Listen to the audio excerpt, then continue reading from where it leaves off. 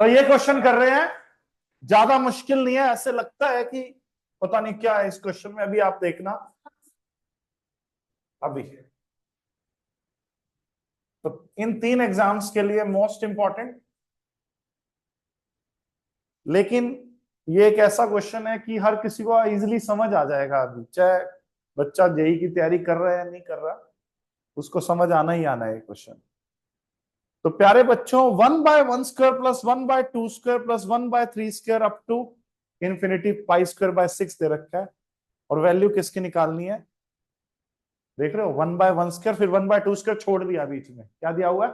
1/3² plus 1/5² up to infinity. तो इसकी value मैंने कुछ मान ली, कि मान लिया कि ये x है, तो जो x निकल के आएगा वो इन चारों ऑप्शन में से कुछ आ जाएगा। ठीक है। हम्म। तो ये जो हमें दिया हुआ है बच्चों, 1/1² plus 1/2² plus 1/3² plus 1/4² up to infinity,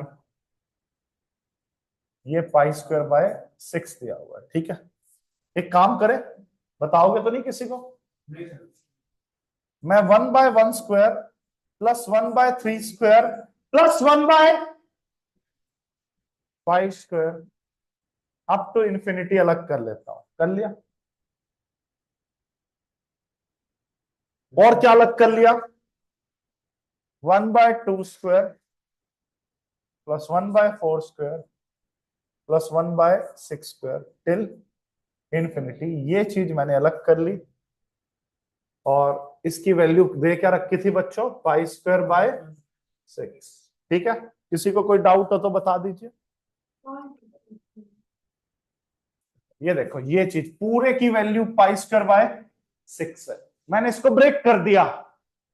मैंने क्या किया बच्चों? 1/1² प्लस 1/3² प्लस 1 टिल इंफिनिटी, और मैंने बीच बीच में से क्या अलग निकाल लिया? 1/2² प्लस 1/4²। ये सारा मटेरियल मैंने अलग निकाल लिया, कोई दिक्कत नहीं है। अच्छा, इसको मैंने क्या माना था? इस वाली ब्रैकेट को देखो, इस वाली ब्रैकेट को मैंने क्या माना है?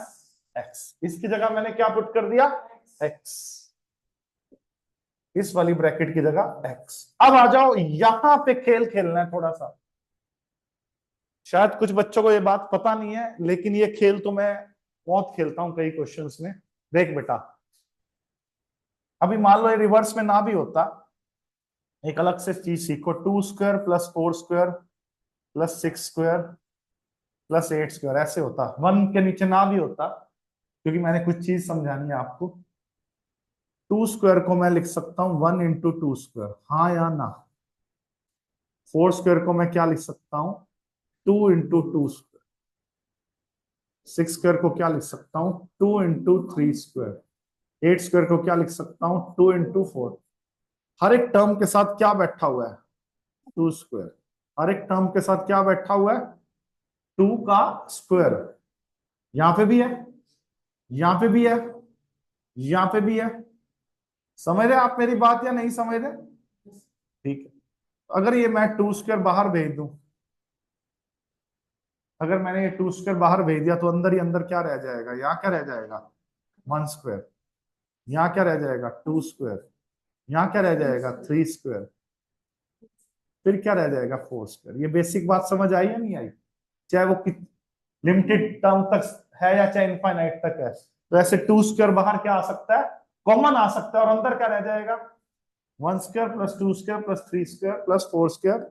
चलो, अब ये बात अगर आपको समझ आ गई, ये मैं रब कर देता हूं ताकि आप मिक्स ना कर दो लेकिन ये यहाँ पे यूज होएगी। देखो अब प्यारे बच्चों, ये 1/2² है, तो 1/2² को 1 × 2 का स्क्वायर लिख के इसको क्या लिख सकता हूं? 1² × 2²। इस 4² को 2 × 2 का स्क्वायर लिख के क्या लिख सकता हूं? 2² × 2²। इस 6² को 2 × 3 का स्क्वायर लिख के क्या? 2² × 3²। शाबाश। तो आपको ये पता लग रहा है, हर किसी के साथ नीचे नीचे 2² कॉमन है, मतलब 2² प्रेजेंट है। क्या प्रेजेंट है बच्चों? इसको बाहर ले लो। चल भाई तू बाहर चल। अगर 2² बाहर आ जाएगा बच्चों, तो अंदर क्या रह जाएगा बोलो, 1/1² प्लस 1/2² प्लस 1/3²। तो मैंने क्या लिया, 1/2² बाहर लिया। क्या ले लिया बाहर, 1/2² बाहर ले लिया बच्चों। बताना मत किसी को। अब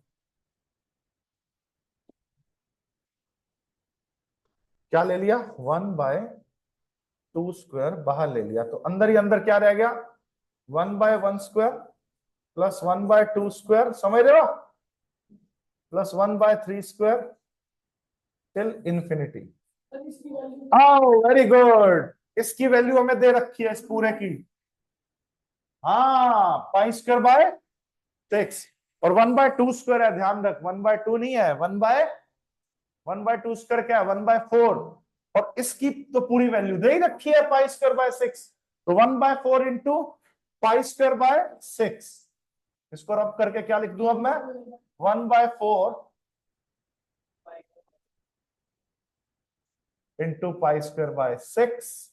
अच्छा, ये सारा क्या था बच्चों, x था। ये सारा क्या था, इसको x नहीं माना था मैंने, तो इसकी जगह क्या रब करके लिख दूं अब, x। फाइनली ये हो गया x, और ये पूरा किसके इक्वल है, π²/x। तो x की वैल्यू क्या आ गई अब, π²/6, 1/4 ऑफ π²/6। तो कोई बच्चा ऐसे भी सोच सकता है कि सर π²/6 में से उसका 1/4 माइनस कर दिया, उसका 1/4 उड़ा दिया, किसी चीज में से उसी का ही 1/4 उड़ा रहे हो, 25% उड़ा रहे हो, तो 75% यानी कि 3/4 रह जाएगा। किसका 3/4, π²/6 का। तो कई बच्चे ऐसे भी कैलकुलेशन कर लेते हैं।